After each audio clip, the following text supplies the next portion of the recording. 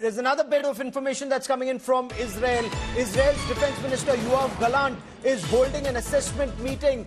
This meeting is being held in IDF's underground command and control structure center at the military headquarters. Now, along with Yoav Gallant, the picture that you see on your television screen also has the IDF Chief of Staff, Lieutenant General Herzi Halevi, and the Mossad Director, David Bani, is also a part of this meeting, which means the assessment is on all the inputs that Israel is getting on what next.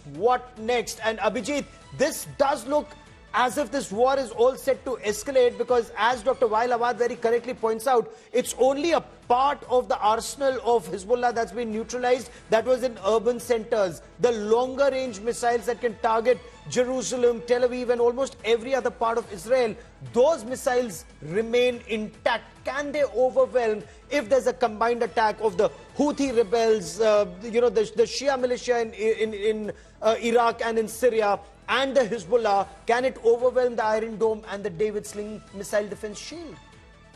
No, and I think we've seen the proof of that in the last 5 to 6 days, Gaurav. And I'll tell you why. See, missiles are fantastic, but you need human beings to fire those missiles. You need an extremely complicated centralized command structure to provide the intelligence and the coordinates for where those missiles need to be fired, targeting what. The intelligence structure has been wiped out. The command structure has been wiped out. So you may have lots of missiles. What are you going to do with those missiles? How are you going to target them?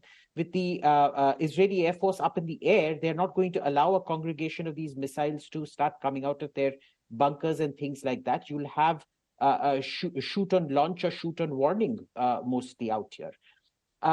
You see, this is the difference between sort of Iranian and Hezbollah thinking and Iran and Israeli thinking. Okay. Israel focuses on the human factor. Iran and Hezbollah keep focusing on technology. It's both a weakness and a strength. In this case, we've clearly seen human intelligence and human coordination trumping an over-reliance on technology. Israel itself has seen it, because 7th October was a failure of technology compared to human intelligence. So, when you remove human intelligence, missiles don't fire themselves. I would, even if there ends up being an attack, I would agree with Ambassador Sajjanhar. We will see a lot of fury. We will see lots of uncoordinated attacks. But this happens at the tail end of every insurgency. Remember, Bayant Singh, for example, was assassinated several years after the Punjab insurgency ended.